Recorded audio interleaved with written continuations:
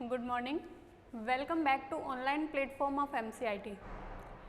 अपन पढ़ रहे हैं डिजिटल इलेक्ट्रॉनिक्स और डिजिटल इलेक्ट्रॉनिक्स में अपन चलते चलते पहुंच गए हैं कंपेरेटर पे। ठीक है, तो आज का अपना टॉपिक है कंपेरेटर। कंपेरेटर जैसा कि नाम से पता चल रहा है, अब तुम कहोगे कि इलेक्ट्रॉनिक्स जब भी शुरू होती है आप कह देते हो कि नाम से ही पता चल रहा है, नाम से पता चल रहा है। डिजिटल इलेक्ट्रॉनिक्स वैसे तो पूरी ही इलेक्ट्रॉनिक्स प्रैक्टिकल बेसिस होती है, मतलब उसके अंदर सारे कंसेप्ट ही होते हैं, चीज़ें रटने वाली कोई चीज़ नहीं होती है। और डिजिटल इलेक्ट्रॉनिक तो ऐसी है कि उसके नाम में ही उसकी प्रॉपर्टी छुपी हुई होती है, इसलिए हर टॉपिक से पहले मैं ऐसे कह देती हूँ कि जैसा कि नाम से पता चल रहा है, नाम से पता चल रहा है। तो ये जो अपना कंपेरेटर है, अब कंपेरेटर नाम से ही यही पता चल रहा है कि कंपेयर करेगा ये, है ना। तो कंपेरेटर के अंदर क्या होता है, नंबर ऑफ इनपुट्स होते हैं 2, और ये इनपुट हमेशा फिक्स होते हैं 2 ही होते हैं। अब ये 2 जो इनपुट है ना, उनकी बिट चेंज हो सकती है। बिट का मतलब होता है जैसे कोई एक इनपुट है अपने पास A, तो उसको 2 टाइप से, एक तो एक बार A1 से, एक बार A0 से, या फिर एक बार B है तो B1 से और B0 से, दो टाइप से उसे प्रोवाइड कराया जाए कंपेरेटर को, तो उसको अपन बोल देते हैं 2 बिट कंपेरेटर। तो इसके अंदर क्या होता है, फिक्स इनपुट फिक्स होते हैं A और B, उनकी बिट चेंज हो सकती है कि वो 2 बिट हो सकता है, 3 बिट हो सकता है, एंड n बिट भी कंपेरेटर होते हैं। ठीक है, तो जो ये अपना कंपेरेटर है, इसका मेन काम होता है कंपेयर करने का। तो जैसे अपने पास 2 इनपुट दिए अपन ने, है ना, जैसे अपन ने इनको इनपुट दिया 2 A और B। अब इसको कंपेयर ये किस टाइप से कर सकता है, देखो, या तो A ग्रेटर देन हो B, ठीक है, या A बराबर हो B, या फिर A लेस देन हो B। ये 3 ही तरीकों से कंपेयर कर सकता है। इसके अलावा कोई तरीका है क्या अपने पास कंपेयर करने का A और B को? A और B में क्या हो सकता है, या तो A बड़ा हो या B बड़ा हो, या फिर दोनों बराबर हो। इसके अलावा कोई कंपेरिजन नहीं हो सकता है इसके अंदर। इसलिए कंपेरेटर के अंदर क्या होते हैं, नंबर ऑफ इनपुट्स होते हैं 2 और नंबर ऑफ आउटपुट्स होते हैं कितने, 3। ठीक है, तो अपन शुरू करते हैं अपना topic comparator.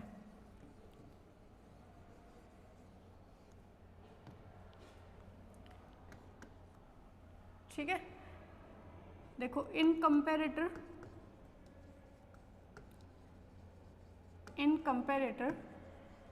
Number of inputs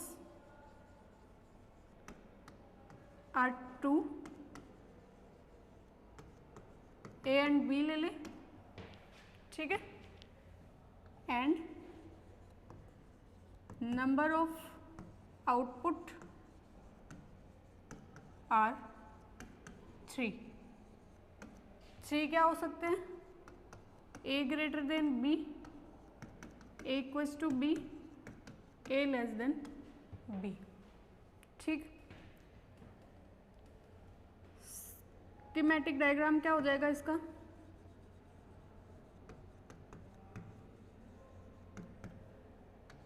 अब इसके अंदर वो सेलेक्ट लाइंस वाला कंसेप्ट नहीं है,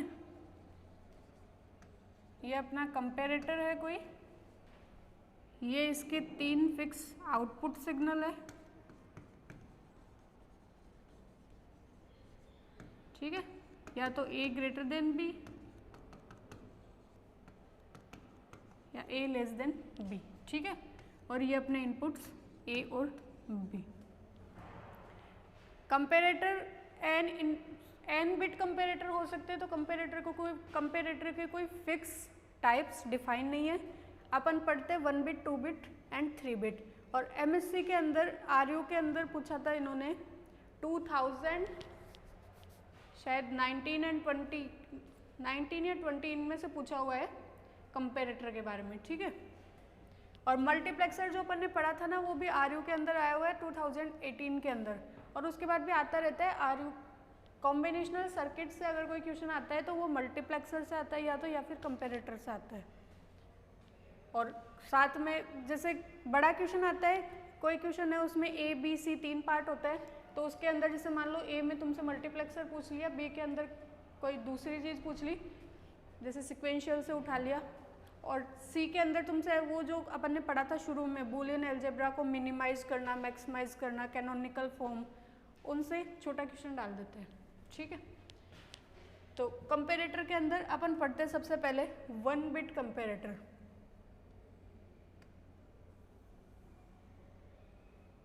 ये अपना 1 बिट कंपेरेटर का ही सर्किट डायग्राम हो जाएगा।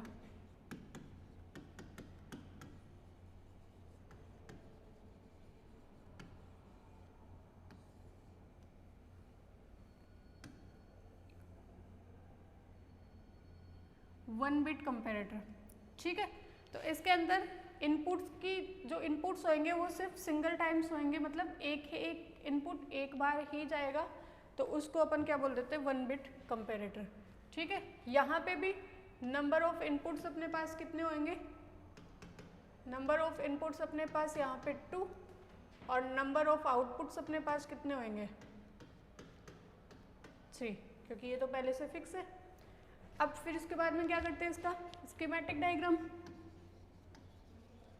तो ये इसका schematic diagram as it is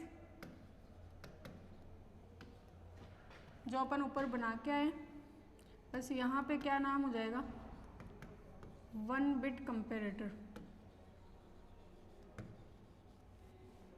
ठीक है। ये अपन ने इनपुट्स माने हैं ए और बी, और ये अपने पास आउटपुट है 3, A less than B, A equals to B और ए ग्रेटर देन बी, ठीक है। ये अपने पास क्या हो गए इनके 3 आउटपुट। अब अपन नेक्स्ट चलते हैं, फिर पढ़ तो कॉम्बिनेशनल सर्किट्स ही रहे, और कॉम्बिनेशनल सर्किट्स पढ़ रहे हैं तो क्या करते हैं स्कीमेटिक डायग्राम के बाद में अपन क्या करते हैं इसकी ट्रुथ टेबल बनाते हैं, और ट्रुथ टेबल बनाने के बाद में अपन क्या करते हैं इनके आउटपुट डिफाइन करते हैं। आउटपुट सीधा सीधा आ रहा है तो सही है, मतलब सिंपल फॉर्म में आ रहा है तो ठीक है, उसको एज इट इज़ ले लेते हैं, और अगर सिंपल फॉर्म में नहीं आ रहा है तो क्या करते हैं अपन उसको के मैप से सोल्व करके मिनिमाइज कर देते हैं, ठीक है। तो सबसे पहले अपन अपनी ट्रुथ टेबल बना लेते हैं। ट्रुथ टेबल अपनी बनती है इनपुट्स और आउटपुट के बीच में। तो देखो ट्रुथ टेबल के लिए अपने पास इनपुट तो क्या है ए और बी, और आउटपुट अपने पास क्या है 3 आउटपुट है, A less than B, A equals to B और ए ग्रेटर देन बी, ठीक है। ये अपने पास है 3 आउटपुट। शुरू करें। इनपुट अपने पास 2 है, तो 2 इनपुट है तो कॉम्बिनेशन कितने हो जाएंगे 4 0 0 0 1 1 0 1 1, ठीक है। यहाँ तक का काम कंप्लीट है अपना। अब इसके बाद में देखो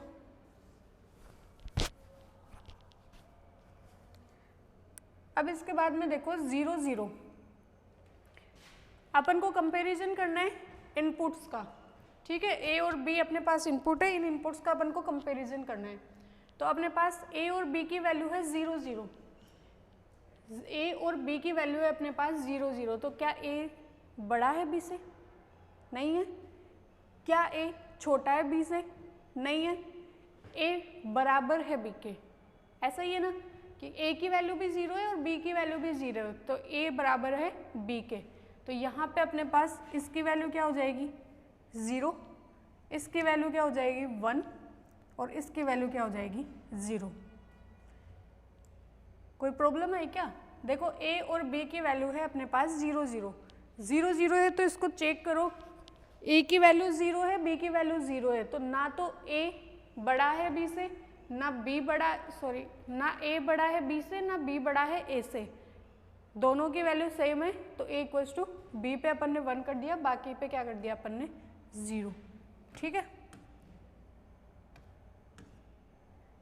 उसके बाद में आओ नेक्स्ट पे, ए की वैल्यू है 0, बी की वैल्यू है 1, ए की वैल्यू 0 है तो ए छोटा है बी से, तो ए लेस देन बी वाली कंडीशन फॉलो कर जाएगी और बाकी वाली कंडीशंस 0 0। फिर थर्ड वाले पे आओ, ए की वैल्यू है 1 और बी की वैल्यू है 0, मतलब ए बड़ा है बी से, ए की वैल्यू 1 है, बी की वैल्यू 0 है, तो ए बड़ा है बी से, तो ए बड़ा है बी से, तो ये वाली फॉलो कर जाएगी और ये वाली 0 0। अब 1 1, तो 1 1 है तो ए इक्वल्स टू बी है, तो अपने पास तीनों के लिए आउटपुट आ गए ए लेस देन बी के लिए, ए इक्वल्स टू बी के लिए और ए ग्रेटर देन बी के लिए। तीनों के लिए अपने कॉम्बिनेशंस बन गए। अब क्या करते हैं अपन, इसको आउटपुट डिफाइन करते हैं ट्रुथ टेबल से। तो देखो ट्रुथ टेबल से जब अपन आउटपुट लिखेंगे, 3 आउटपुट टर्मिनल्स है अपने पास, तो तीनों आउटपुट टर्मिनल्स के लिए आउटपुट लिखना है अपन को। तो देखो यहाँ पे सबसे पहले y a less than b के लिए लिखेंगे अपना output, y a less than b के लिए आउटपुट। आउटपुट जब भी लिखता है ट्रुथ टेबल से अपन को पता है अपन एसओपी फॉर्म यूज करते हैं। एसओपी फॉर्म के अकॉर्डिंग क्या होता है, 0 है तो कॉम्प्लीमेंटेड फॉर्म, 1 है तो सिंपल फॉर्म, ठीक है। तो एसओपी फॉर्म यूज करो। एसओपी कब यूज होती है, जब आउटपुट पे अपने पास क्या होए, 1। यहाँ पे आउटपुट पे अपने पास 1 है, तो इसके लिए आउटपुट किसके लिए आएगा, सिर्फ यहाँ के लिए। तो ये क्या हो जाएगा, ए कॉम्प्लीमेंट बी, ठीक है। इसके बाद में करेंगे ए बी के लिए, ए इक्वल्स टू बी के लिए। तो Y A equals to B के लिए जब आउटपुट लिखेंगे, तो एक तो ये वाली टर्म आ जाएगी अपने पास और एक ये वाली टर्म आ जाएगी। इस वाले टर्म के लिए अपन क्या लिखेंगे, ए कॉम्प्लीमेंट बी कॉम्प्लीमेंट, फिर क्या होता है प्लस, फिर ए बी। अच्छा, A complement B complement plus A B, ये किसका आउटपुट है, ए एक्सोर बी गेट का आउटपुट है क्या ये, सॉरी एक्स नोर गेट का आउटपुट है क्या ये, दोनों प्लेन और दोनों सेम, एक्स नोर गेट का आउटपुट है। और थर्ड वाला है y a less than B, a less than B sorry a greater than b, इसके लिए कहाँ लिखोगे, यहाँ पे 1 है, मतलब थर्ड वाली कंडीशन पे a b कॉम्प्लीमेंट, ठीक है। तो ये अपने क्या आ गए, 3 output expression.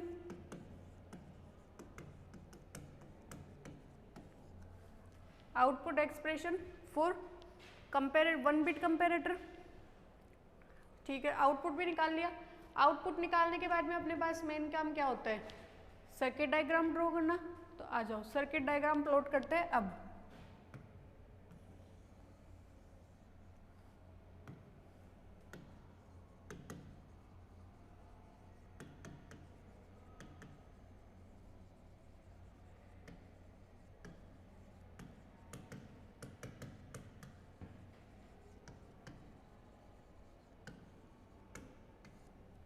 One bit comparator का सर्किट डायग्राम प्लॉट करते हैं। देखो इसके अंदर क्या क्या चाहिए तुम्हें, एक तो एक्स नोर गेट चाहिए, दूसरा एंड गेट चाहिए जिसके अंदर ए कॉम्प्लीमेंट बी जाए, और एक एंड गेट चाहिए जिसके अंदर ए बी कॉम्प्लीमेंट जाए, ऐसा ही है। तो आइए बनाते हैं।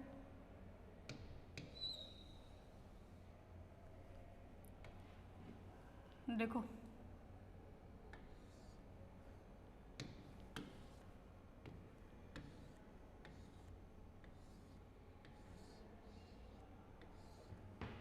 ये गया ए और ये गया बी, ये अपना क्या बन गया, A XNOR B, A XNOR B, जो कि किसका आउटपुट है, Y A equals to B का, ठीक है। ए इक्वल्स टू बी का आउटपुट है ए एक्स नोट बी। उसके बाद में एक का आउटपुट, एक एंड गेट लगा रखा है,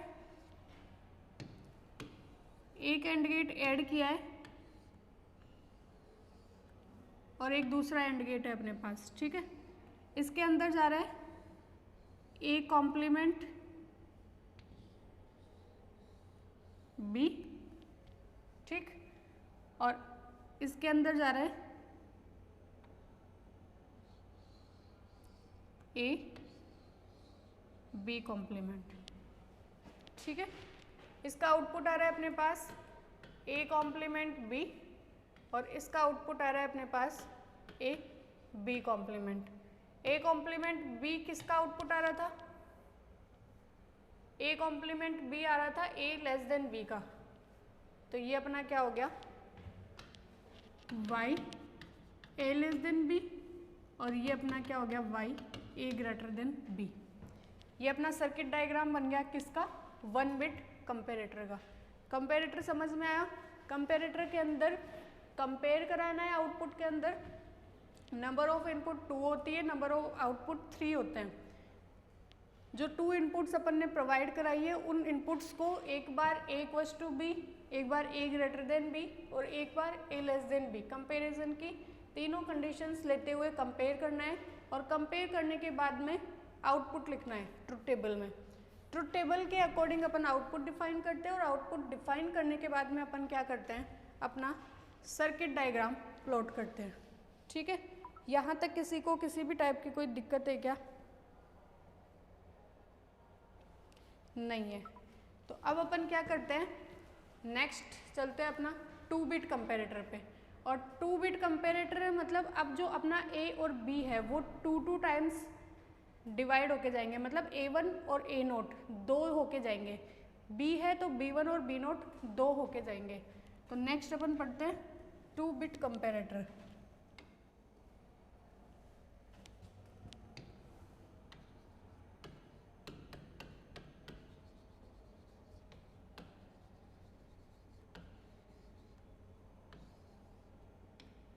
टू बिट कंपेरेटर, ठीक है।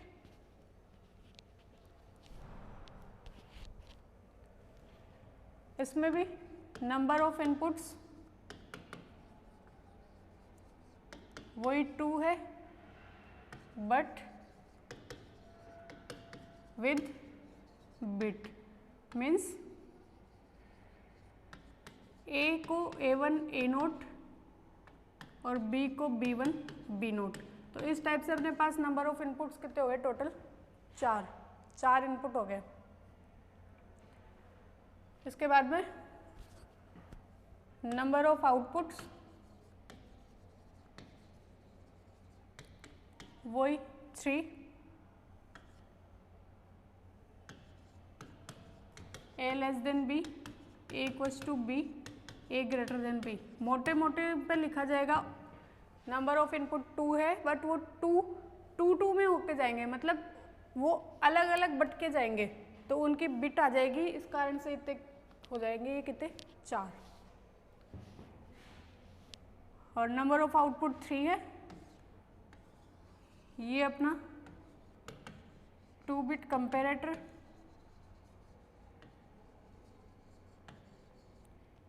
ये इसके output terminals a less than b, a equals to b, a greater than b, ठीक है।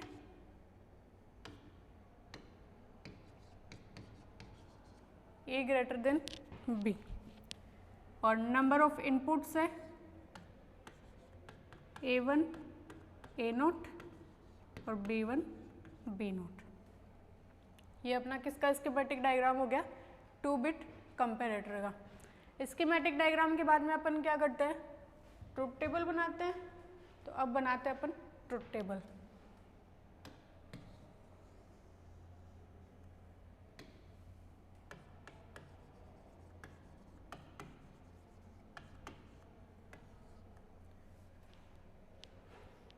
चार हो गए, a1 a0 b1 b0 को कंक्लूड करते हुए, तो अपनी 4 की ट्रुथ टेबल बन जाएगी, a0 b0 a1 b1, ठीक।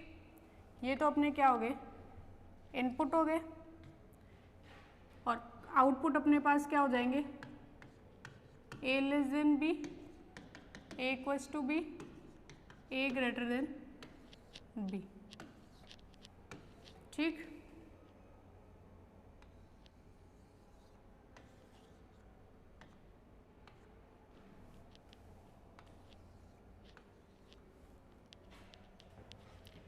अब 4 इनपुट्स है तो कॉम्बिनेशन कितने हो जाएंगे, 16।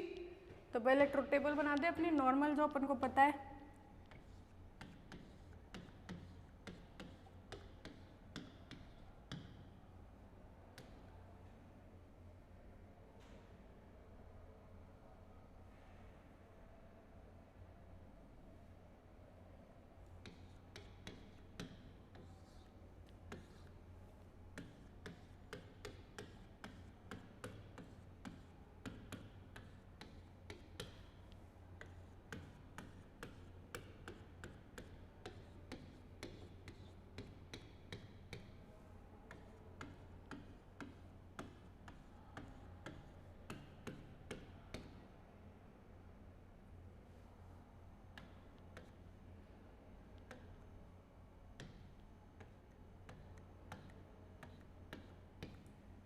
3, 3, 6 and 7, 1, ये इसका 2, 3, 4, 5, 6, 7, 8। एक बार फिर से लिख देते हैं 2, 4, 6, 8, 2, 4, 6, 8, 2, 4, 6, 8, 2, 4, 6, 8। ये एक एक्स्ट्रा बन गया।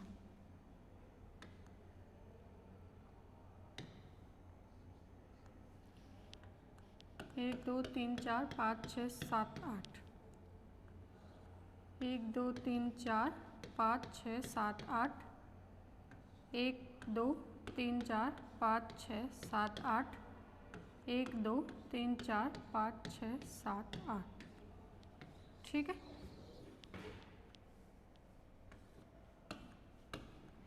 ये अपनी बन गई ट्रूथ टेबल। अच्छा, अब इसके कुछ रूल्स है इसमें 2 बिट कंपेयर। अच्छा, उसमें तो अपन क्या करते थे direct a greater than b और a लेस देन b, क्योंकि अपने पास सीधा सीधा लिखा हुआ था a और b की वैल्यूज़, तो अपन डायरेक्ट उसको a ग्रेटर देन b और a लेस देन b देख लेते थे।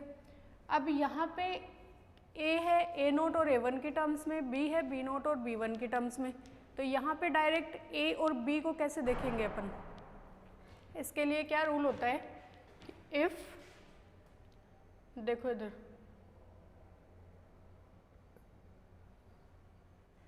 इसके लिए क्या रूल्स होता है, देखो if A note less than B not, for A less than B के लिए, फर्स्ट वाला है for A less than B के लिए, अगर A note less than B note है तो अपन क्या लिखेंगे, ए लेस देन बी वाले के अंदर आउटपुट। अगर A note less than B not नहीं है और A note equals to B note है, अगर A note less than B note है तो direct A less than B वाले के अंदर आउटपुट लिख देंगे। लेकिन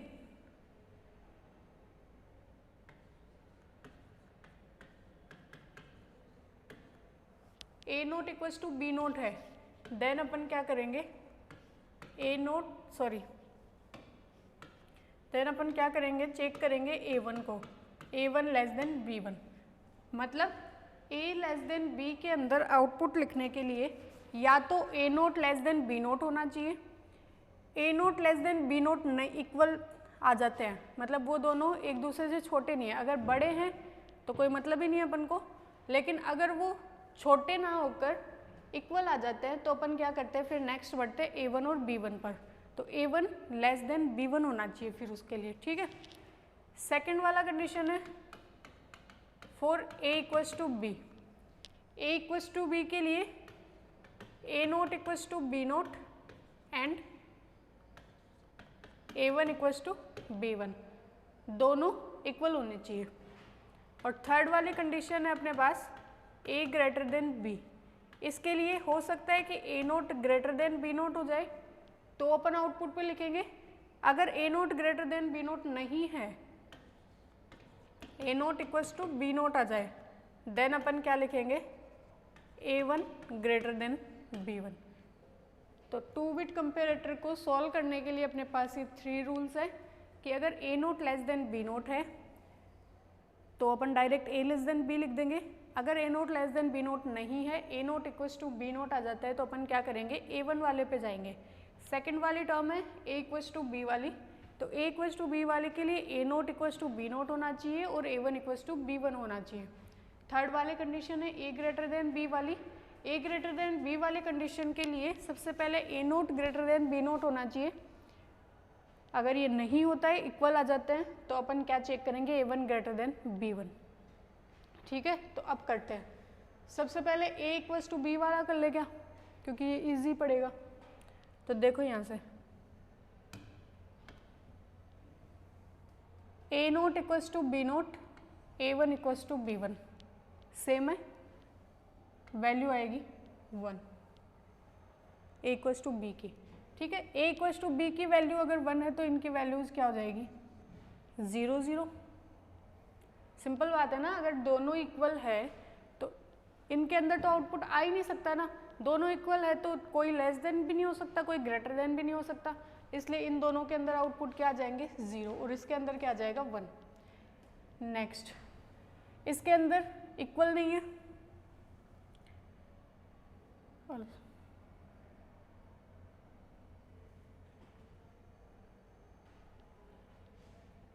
इसके अंदर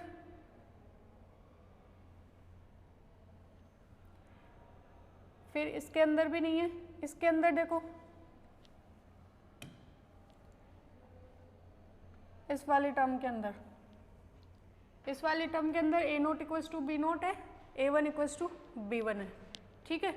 तो यहाँ पे 2 के लिए 0 और इस वाले टर्म के लिए 1, ठीक। फिर नेक्स्ट चलो, इसके अंदर सेम नहीं है, इसके अंदर भी सेम नहीं है, इसमें भी नहीं है, इसमें भी नहीं है।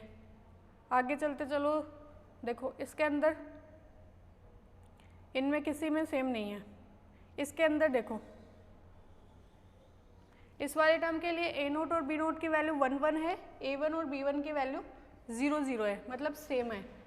तो यहाँ पे 1 2 3 4 5 6 7 8, 8 टाइम्स 0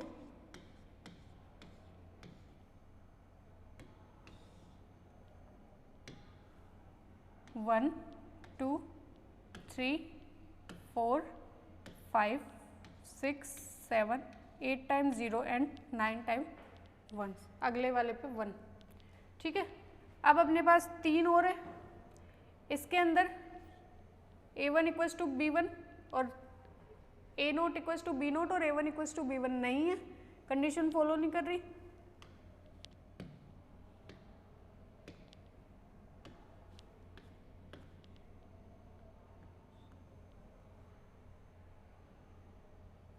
इसके अंदर भी नहीं कर रही और इसके अंदर भी नहीं कर रही, लास्ट वाले के अंदर कर रही है क्या?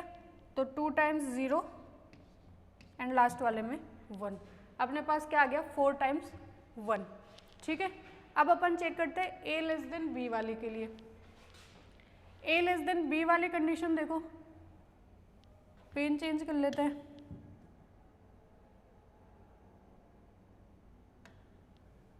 ए लेस देन बी वाले के अंदर देखो, इसके अंदर 0 0 है, सेम है, मतलब यहाँ तक पहुँच गई कंडीशन अपनी, और सेम है तो अपन क्या करेंगे a1 और b1 पे जाएंगे। तो a1 लेस देन b1 है इसके लिए, तो यहाँ पे वैल्यू क्या हो गई 1। अब a1 लेस देन b1 हो गई तो इसकी वैल्यू क्या हो जाएगी 0। नेक्स्ट चलो, इसके अंदर 0 0 है, a1 ग्रेटर देन b1 है, a1 ग्रेटर देन b1 है तो इसकी वैल्यू 1 और इसकी वैल्यू 0।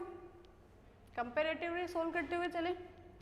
फिर नेक्स्ट, इसके अंदर तो सेम, इसके अंदर तो इसकी वैल्यू आ गई थी तो ये वैल्यू 0 0।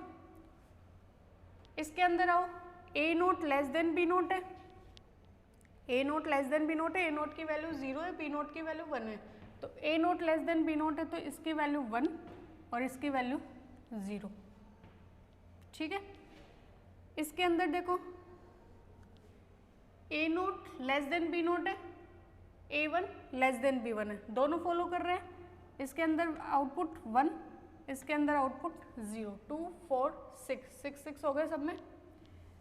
इसके अंदर चलो, इसके अंदर अपने पास A note less than B note है, पहले ही A note less than B nought आ गया तो अपन नेक्स्ट चेक नहीं करेंगे, तो इसके लिए आउटपुट अपन लिखेंगे 1 और इसके लिए लिखेंगे 0। इसके अंदर A note less than B nought, output 1, इसके अंदर 0। यहाँ पे देखो A nought greater than B note है तो इसके लिए आउटपुट 0, इसके लिए output 1। A nought greater than B nought, output 0, output 1।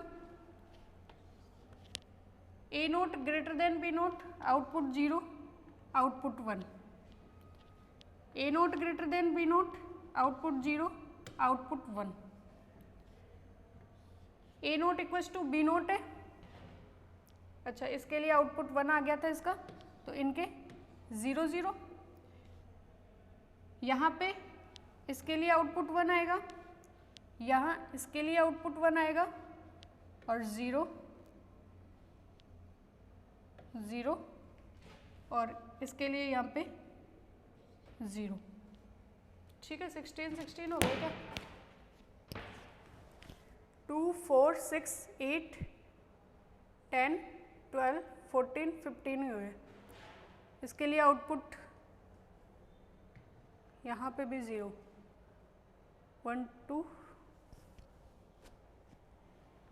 एक कहाँ पे छूट गया, एक और चेक करो इसके अंदर, 1 2 3 4 5 6 हो गए ना। ये इसके क्या आ गए अपने पास आउटपुट।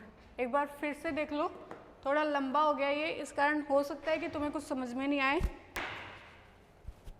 तो एक बार इसको फिर से देख लो। देखो इधर सबसे पहले क्या किया अपन ने, ये थोड़े मिल जाते हैं, लंबी टेबल बनती है, तो कॉपी के अंदर तो क्या होती है अपने पास लाइंस होती है, तो उसके अंदर सीधा सीधा लिख लिया जाता है। बोर्ड के अंदर थोड़े ये छोटे बड़े होने के चक्कर में मिक्स हो जाता है, तो इस पर इतना गौर नहीं करना है। बाकी ये सारी कंडीशंस के लिए लिख लिया अपने। सबसे पहले क्या किया था, a=b वाली टर्म्स के लिए लिखा था। a=b वाली टर्म्स के लिए जब सॉल्व किया था, तो जहाँ जहाँ a0=b0 और a1=b1 है, उनके लिए आउटपुट लिख दिया, तो 4 अपने पास ये आउटपुट आ गए। उसके बाद में अपन गए a<b वाली के अंदर। a<b वाली के अंदर जब अपन गए, तो अपन ने क्या किया, सबसे पहले a0b0 चेक किया। किन्हीं कंडीशंस में ऐसा था कि a0=b0 था अपने पास, तो a0=b0 जहाँ पे था उसके लिए अपन फिर a1b1 पे गए। थर्ड वाले के अंदर अपन ने क्या किया, a है अपने पास, तो सबसे पहले a0 b0, फिर अगर a0 b0 इक्वल आ जाता है, तो फिर अपन ने क्या किया, a0b0 इक्वल आ जाता है, तो फिर a1 b1 पे गए। ठीक है, तो इससे अपनी ये क्या आ गई, ट्रुथ टेबल। ट्रुथ टेबल के बाद में अपन क्या करते हैं, आउटपुट डिफाइन करते हैं। तो आउटपुट डिफाइन करने के लिए अपन क्या करते हैं, एक बार इस ट्रुथ टेबल को शॉर्ट कर लेते हैं, और इस ट्रुथ टेबल को शॉर्ट करने के बाद में अपन यहाँ से इसके आउटपुट डिफाइन करेंगे। ठीक है,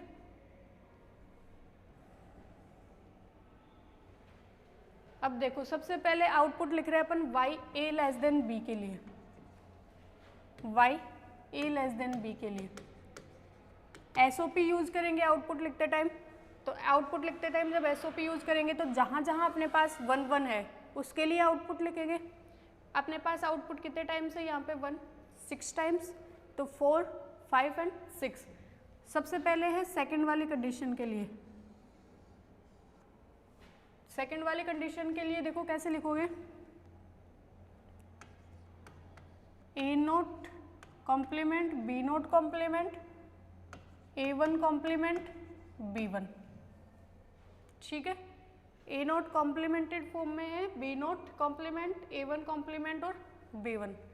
फिर उसके बाद में अपने पास है, इसको लीव करना है इस वाली टर्म के लिए। तो सेकंड क्या हो जाएगा, a0 complement b0 a1 complement b1 complement. ठीक है, फिर अपना नेक्स्ट है, अच्छा चारों के लिए रेगुलर है, तो इन चारों के लिए लिख देते हैं plus a0 complement b0 a1 complement b1 plus a0 complement b0 a1 b0 complement plus a0 complement b0 a1 b1, और लास्ट में अपने पास कहाँ पे आ रहा है, इस वाली कंडीशन के लिए। तो इस वाले कंडीशन के लिए आउटपुट क्या हो जाएगा, a0 b0 a1 complement b1।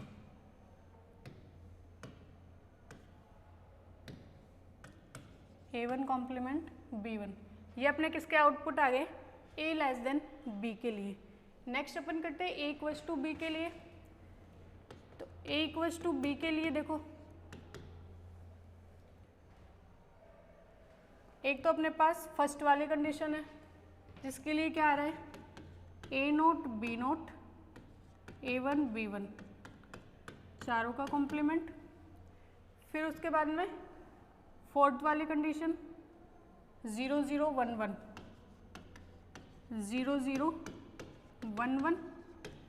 ठीक है, फिर उसके बाद में लास्ट से फोर्थ 1 1 0 0 1 1 0 0 और एक है सबसे लास्ट वाली, सारे 1 1, A0 B0 A1 और B1, ठीक है। नेक्स्ट है अपनी y a greater than b। तो y a greater than b, इसके अंदर देखो एक तो है थर्ड वाला 0 0 1 0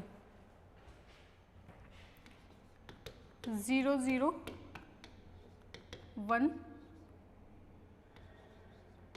0 0 0 1 0। उसके बाद में है ये 2 4 6 8, 9th नंबर का 2 4 6 8, ये वाला 1 0 0 0 1 0 0 0, ठीक है। 9th नंबर के बाद में 10 11 12 13, मतलब ये चारों है 1 0 0 1 1 0 0 1। उसके बाद में 1 0 1 0 1 0 1 0। फिर उसके बाद में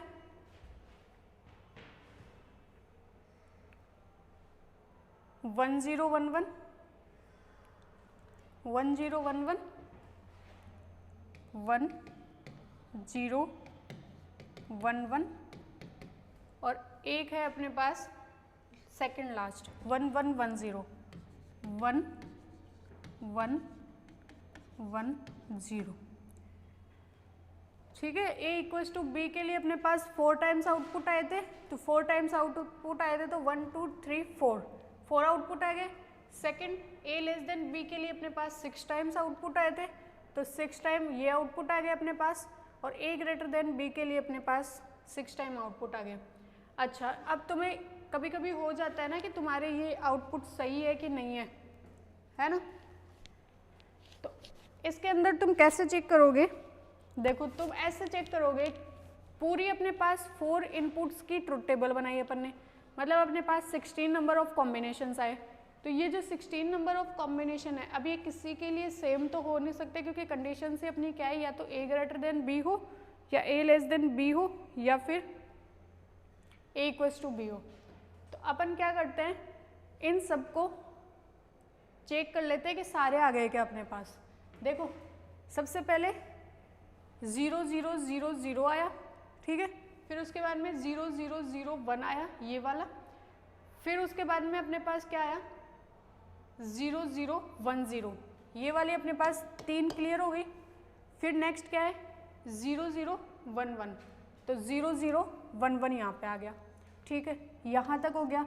अब आना चाहिए 0 1 0 0, तो ये अपने पास क्या आ गया, 0 1 0 0, ये वाला भी हो गया। नेक्स्ट वाला है 0 1 1 0 0 0 1 1 0, ये यहाँ पे आ गया 0 1 0 1 0 1 0 1 0 1 0 1, ये वाला यहाँ हो गया। उसके बाद में 0 1 1 1 0 1 1 1, ठीक है। फिर नेक्स्ट है 1 0 0 0 1 0 0 0, ये भी आ गया अपने पास। फिर उसके बाद में 1 0 0 1, तो 1 0 0 1, ये भी आ गया। फिर उसके बाद में 1 0 1 0 1 0 1 0, उसके बाद में 1 0 1 1 1 0 1 1। फिर उसके बाद में है 1 1 0 0 1 1 0 0 1 1 0 0, ये यहाँ पे आ गया। उसके बाद में है 1 1 0 1 1 1 0 1 1 1 0 1, इसके अंदर आएगा 1 1 0 1, ठीक है। उसके बाद में 1 1 1 0, मतलब 3 टाइम्स 1 है फिर 0 है, तो 3 टाइम्स 1 और फिर 0, ये अपने पास किसके अंदर है, 3 टाइम्स 1 और 0। और लास्ट वाला है 1 1 1 1, लास्ट वाला है 1 1 1 1, मतलब अपने पास जो 4 इनपुट्स के 16 कॉम्बिनेशंस थे, वो सारे कॉम्बिनेशंस ट्रुथ टेबल वाले अपने आउटपुट के अंदर आके डिफाइन हो गए। तो यहाँ तक सही है। अब ये जो अपना आउटपुट है इसको जब अपन सीधा देखते हैं तो सीधा देखने पे अपन को लगता है कि ये जो आउटपुट के कॉम्बिनेशन है ये बहुत बड़े हैं। तो आउटपुट के जो कॉम्बिनेशन है ये बड़े होने के कारण अपन क्या करते हैं, इनको अपने के मैप से सोल्व करते हैं और के मैप से सोल्व करने के बाद में अपने पास जो मिनिमाइज आउटपुट आते हैं उन मिनिमाइज आउटपुट को अपन ड्रॉ करते हैं सर्किट डायग्राम में।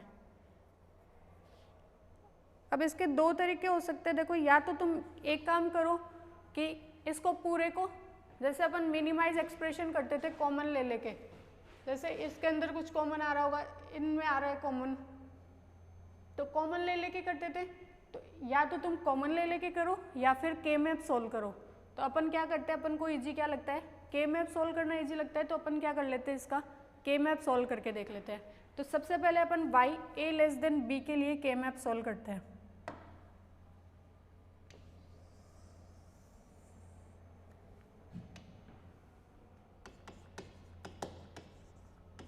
y a less than b के लिए अपन के मैप सोल्व करते हैं।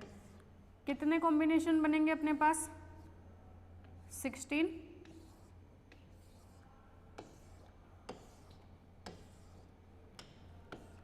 ये a नोट b नोट और ये क्या है a1 b1। अच्छा, आउटपुट क्या आ रहा है अपने पास,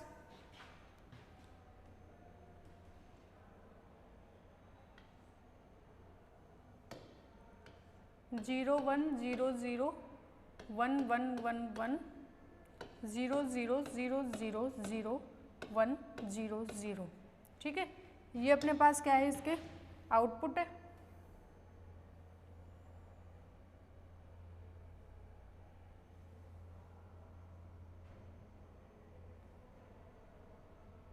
चेक कर लो, 16 है क्या, 2 4 6 8 10 12 14 और 16। ठीक है, तो इसके अंदर पुट करो 0 1 0 0 1 1 1 1 0 0 0 0 0 1 0 0। ठीक है, ऊपर क्या आएगा, 0 0 0 1 1 1 1 0 0 0 0 1 1 1 1 0।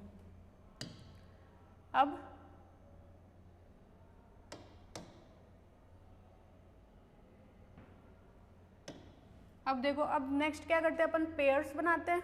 तो इसके अंदर देखो, एक तो ये पेयर बना ले अपन, एक ये बना ले और एक ये बना ले। ठीक है, अपने पास 3 पेयर्स बन गए। तो इन तीनों पेयर्स को सोल्व करो। ये है अपना y a less than b। ठीक है, इसके लिए जब आउटपुट लिखोगे तुम इस पेयर के लिए, तो ऊपर तो कोई चीज़ कॉमन आएगी नहीं, नीचे वालों के अंदर क्या कॉमन आएगा, a नोट और b नोट, a नोट और b नोट। ठीक है, सॉरी, a नोट कॉम्प्लीमेंट और b नोट, ये कॉमन आ जाएगा। सेकंड वाला पेयर जब तुम चेक करोगे, इसके लिए तुम्हारे पास क्या आएगा, देखो इधर a नोट की वैल्यू दोनों के लिए 0 0 है, तो a not complement, b not आएगा नहीं।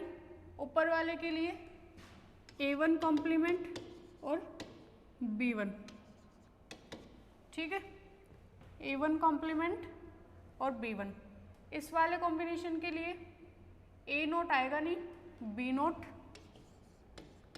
प्लस ऊपर वाले के लिए a1 complement b not a1 complement b1। ठीक है, अब क्या कर सकते हो इसके अंदर, ये अपने पास बन गए 3 इनपुट नैंड गेट बनेंगे, 3 नैंड गेट बनेंगे और उन तीनों नैंड गेट को अपन को किसके अंदर लेके जाना है, एक एक्सोर गेट के अंदर। इसको तुम आगे भी सोल्व कर सकते हो।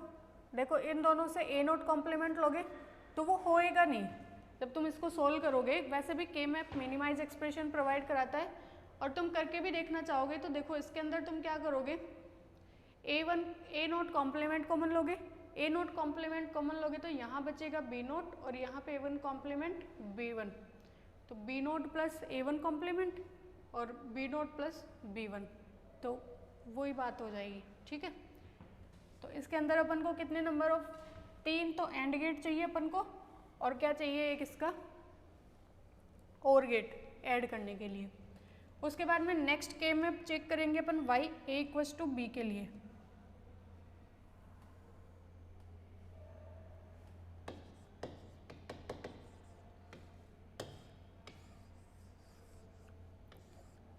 वही 16 combination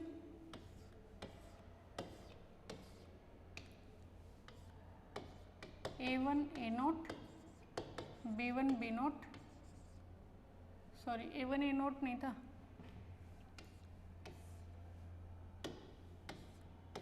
a0 b0 a1 b1, 0 1 1 1 5 बन गए क्या,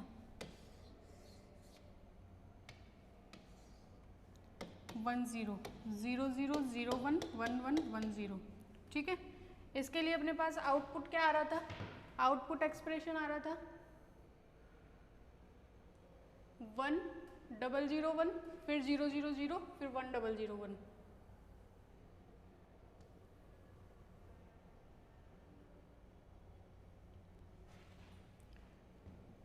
1 1 0 0 1 1 0 0 1, तो 1 0 0 1 लिखेंगे। फिर उसके बाद में 0 0 0 0 0 0 0, फिर 1 0 0 1, तो 1 0 0 1, ठीक है। इसके अंदर पेयर्स बनाएंगे, तो अपने पास पेयर्स क्या बन जाएंगे, एक तो ये, एक ये, एक ये और एक ये, 4 पेयर्स बनेंगे। चारों पेयर्स के आउटपुट लिखेंगे अपन y a = b के लिए।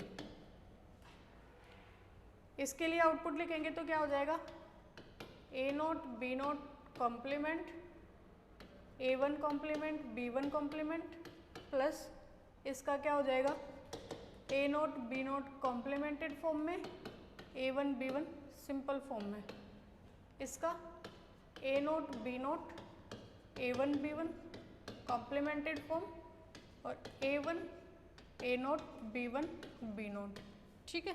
सारे सिंपल फॉर्म के अंदर आ जाएंगे इसके अंदर। तो ये अपना a = b है। अब इसमें एक चीज़ देखना तुम, चलो नेक्स्ट उसके अंदर बताते हैं ये, और थर्ड वाला करोगे y a < b के लिए।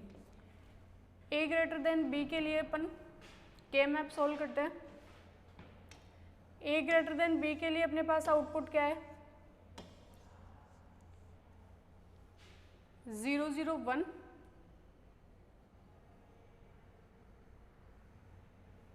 0 0 1 है,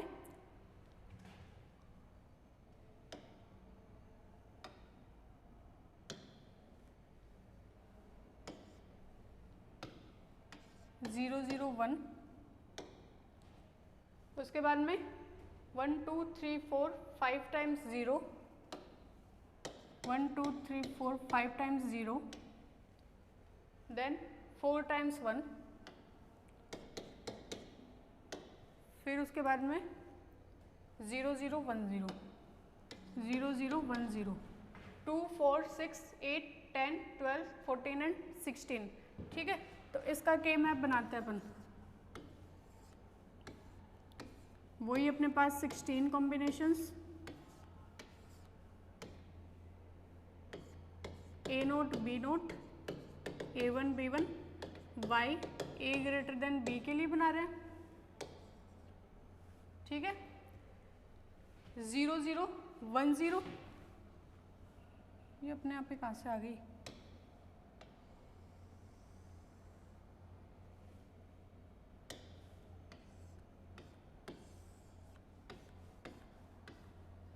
ज़ीरो 0 1 0, ठीक है। उसके बाद में 0 0 0 0 0 0 0 0, फिर 0 1 1 1 0 1 1 1 1 2 4 4 8, अरे यार कुछ गड़बड़ कर दी,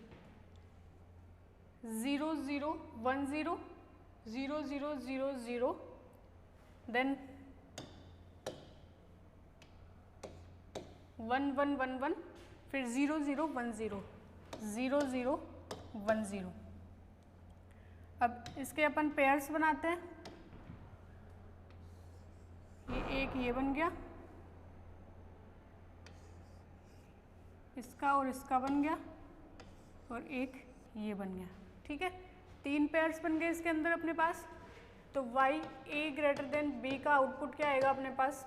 देखो सबसे पहले इसके लिए लिखते हैं 0 0 0 1 1 1 1 0, 0 0 0 1 1 1 1 0।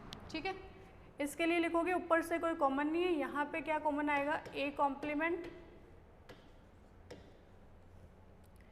a नोट सिंपल और b complement, b not complement. ठीक है, फिर प्लस इस वाले पेयर के लिए a नोट a1 और b नोट b1 का कॉम्प्लीमेंट, प्लस इस वाले पेयर के लिए 0 है तो b नोट का कॉम्प्लीमेंट, और ऊपर से a1 b1 का कॉम्प्लीमेंट। अपने पास ये a less than b, a equals to b और a ग्रेटर देन b, तीनों के लिए मिनिमाइज एक्सप्रेशंस आ गए। अब अपन नेक्स्ट क्या करेंगे? इसका सर्किट डायग्राम प्लॉट करेंगे, वो करेंगे अपन अपने नेक्स्ट लेक्चर में। ठीक है, थैंक यू, बाय।